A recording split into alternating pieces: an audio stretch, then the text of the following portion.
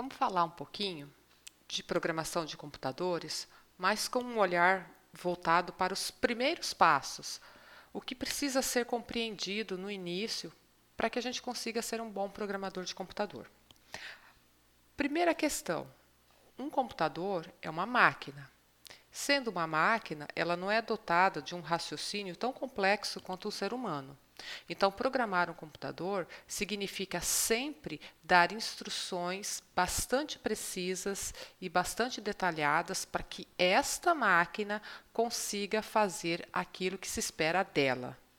A vantagem da gente transferir algumas atividades para serem executadas por uma máquina é que a máquina consegue realizar com mais rapidez, consegue realizar com mais confiabilidade, já que ela não vai se distrair com nenhum outro fator externo, e a gente vai ter a certeza de que toda vez que nós pedirmos para essa máquina executar aquela ação, ela será executada sempre da mesma maneira. Então, para garantir isso, quando a gente está falando em primeiros passos, um conceito que precisa ser entendido com muita precisão é o conceito de algoritmo. Algoritmo não é estritamente relacionado à programação de computadores. Algoritmo é um conceito que permeia toda atividade que a gente realiza, porque toda atividade pode ser quebrada em passos. E o algoritmo nada mais é do que essa sequência de passos. Eu coloquei aqui uma definição do termo algoritmo, focando na questão computacional, que é o que nos interessa nesse momento. Então, olha só. Para mim, um algoritmo é uma sequência lógica e finita de passos que, ao serem executados, permitem a resolução de um problema. Essa definição aqui, ó, sequência lógica e finita de passos, é extremamente importante. Primeiro, finita, porque uma máquina não pode ficar trabalhando eternamente. Toda vez que eu dou uma tarefa para ela fazer, em algum momento essa tarefa precisa ser concluída. E quando eu digo que a sequência deve ser lógica, é porque existe uma ordem nesses passos. Eles não podem ser executados aleatoriamente. Se eu mudo a ordem de algum passo, pode ser que o meu algoritmo não seja executado até o final, ou pode ser que ele seja executado, mas a solução do problema encontrada não é a correta. Então, existem algumas maneiras da gente escrever algoritmo. Eu posso escrever um algoritmo em linguagem natural, através de uma narrativa. Eu posso escrever um algoritmo através de uma sequência de passos. E eu posso escrever um algoritmo usando um português estruturado, que a gente também chama de Portugal. Então, nós vamos olhar rapidamente cada uma dessas maneiras, tá? Eu coloquei aqui embaixo um exemplo. Vamos pensar que a gente quer fazer um algoritmo para conseguirmos fazer um sanduíche, um misto quente. Tá? Vamos colocar aqui no Google para a gente ver receita de misto quente. Vamos ver o que ele nos mostra? Vamos lá. Olha só. Então, o que ele está trazendo aqui? Ele traz alguns vídeos. Se eu descer aqui, tem mais alguns vídeos. Vamos entrar aqui, ó. 7 receitas. Bom, não estou muito interessado. Aqui tem uma foto. Olha só, modo de preparo.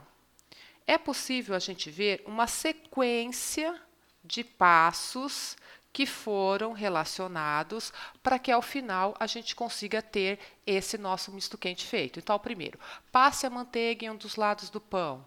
Vire a parte tostada para cima e cubra cada pão. 3. Coloque uma fatia de pão sobre a outra. 4. Passe a manteiga em ambos os lados do pão e vá virando. Observação, pode trocar o queijo, tal. Então, vejam, é uma sequência. Se nós seguirmos essa sequência aqui, ao final, a gente vai ter o nosso sanduíche concluído.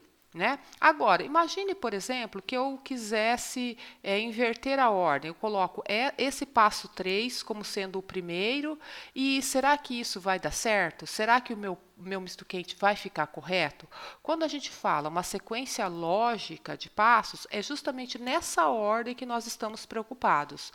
Pode ser que, se eu inverter a ordem, tudo bem, tudo continue, né, sendo executado sem problema algum. Mas pode ser que eu não consiga resolver o meu problema.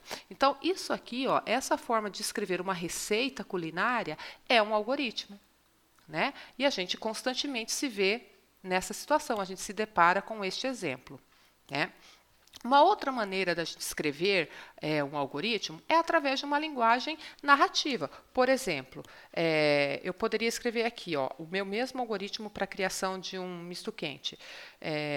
Pegar os ingredientes necessários e fazer um misto quente.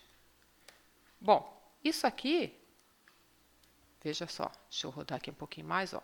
Pegar os ingredientes necessários e fazer um misto quente. Isso aqui é um algoritmo, só que é um algoritmo que apenas o ser humano consegue interpretar. Isso aqui é um algoritmo escrito em linguagem narrativa.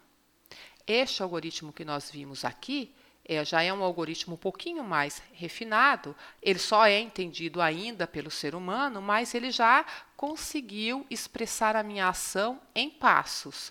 Mas ainda assim, cada um desses passos está escrito de uma maneira muito próxima ao entendimento do ser humano e não de uma máquina. Nós precisamos refinar um pouquinho mais o nosso algoritmo para que ele seja entendido por uma máquina.